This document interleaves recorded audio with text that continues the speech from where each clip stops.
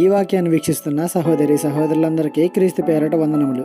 ఈరోజు వాక్యం ద్వారా దేవుడు మనతో చెప్తున్న మాట, నీ ధర్మశాస్త్రము నాకెంతో ప్రియముగానున్నది, దినమల్లా నేను దానిని ధ్యానించుచున్నాను. కీర్తన గ్రంథము 119వ అధ్యాయము 97వ వచనము. ఈ ప్రపంచంలో నీకు ఎవరంటే బాగా ఇష్టం, ఏమంటే బాగా ఇష్టం, దేనితో కాలాన్ని గడిపితే నీకు బాగా ఇష్టమని ఈ కాలపు క్రైస్తవులను అడిగితే వారు చెప్పే పచ్చి అబద్ధం ఏంటో తెలుసా? నాకు యేసయ్య అంటే, నాకు బైబిల్ చదవడం అంటే, నిరంతరం దానిని ధ్యానించడం అంటే ఇష్టమని చెప్పడమే అని నేను అనుకుంటున్నాను. ఎందుకంటే ఏ విషయంలో కూడా ఎవరు ఎక్కువగా దేవునికి ముందు స్థానం ఇవ్వడం లేదు. ఈ లోకానికి, ఈ లోకస్తులకే ప్రథమ స్థానాలు. నీ జీవితంలో జరిగే విషయాలలోనే నువ్వు దేవునికి ప్రథమ స్థానం ఇవ్వలేని వాడివి. నాకు బైబిల్ అన్నా, బైబిల్ దేవుడన్నా ప్రాణం అని చెప్తే ఈ లోకం నమ్మేస్తుంది. కానీ దేవునికి మరుగైనది ఏదీ లేదని గుర్తుంచుకో.